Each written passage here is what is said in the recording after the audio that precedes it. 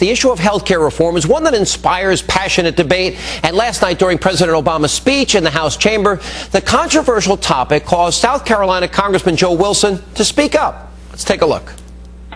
There are also those who claim that our reform efforts would ensure illegal immigrants. This, too, is false. The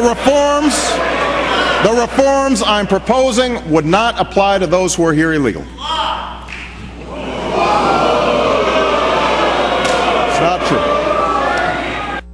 And joining me now from Washington for an exclusive interview is the man that has everyone talking, South Carolina Congressman Joe Wilson. Congressman, welcome back. Thanks for being on the program. Appreciate it.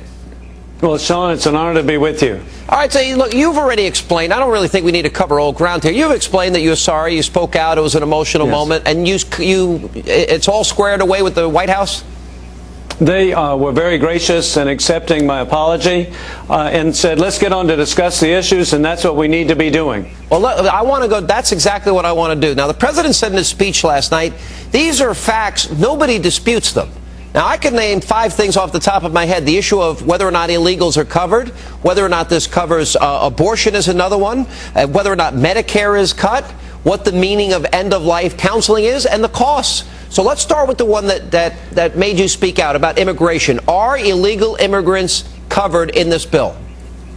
In fact, they could get the insurance, they could get the benefits, they could get the subsidies. And the reason I know this is because I serve on a committee where we considered amendments, and then I followed the amendments on other committees, the Energy and Commerce, on Ways and Means, and I noticed that the Democrats had defeated the amendments that would provide for enforcement and the verification of citizenship. And so when the president said this, I knew what he was saying was not accurate. I do apologize for speaking out, but what was said was not accurate.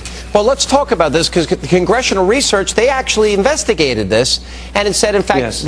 Why don't you tell everybody, in fact, what they found is the direct opposite of what the president said. And we have the Congressional Research Office, and just last month, in August, they did a study and indicated that there were no restrictions against providing, or not enforceable restrictions, for illegal aliens to fully participate in the programs. All right. Here's the question, because I read the bill, every page of it. And I did too. And your interpretation, I agree with Congressional Research Office on immigration. I also believe that they've come up with a sneaky way to fund abortions, although they're denying it. Do you agree with me on abortions and on Medicare cuts?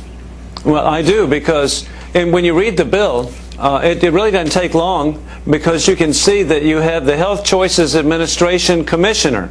And this commissioner will have czar-like powers and could do virtually anything they wanted to do, including abortion coverage.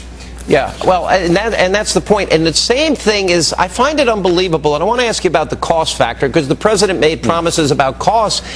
How do you insure all these people?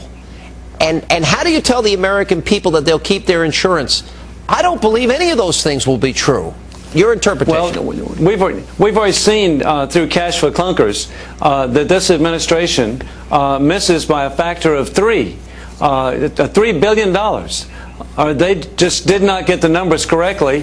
The same thing's going to occur where you'll have an overwhelming of the health care system, and instead of a delay getting a car, people will be delayed getting a health care. Yeah. I want to go back to this issue that came up, this sanctimony, this feigned outrage over your comments, you know, this phony civility now that the Democrats are all involved in here. We watched an entire summer where prominent Democrats attacked, you know, stay-at-home moms and grandmothers and veterans at town halls. We know Harry Reid once referred to the president of the United States as a liar and a loser.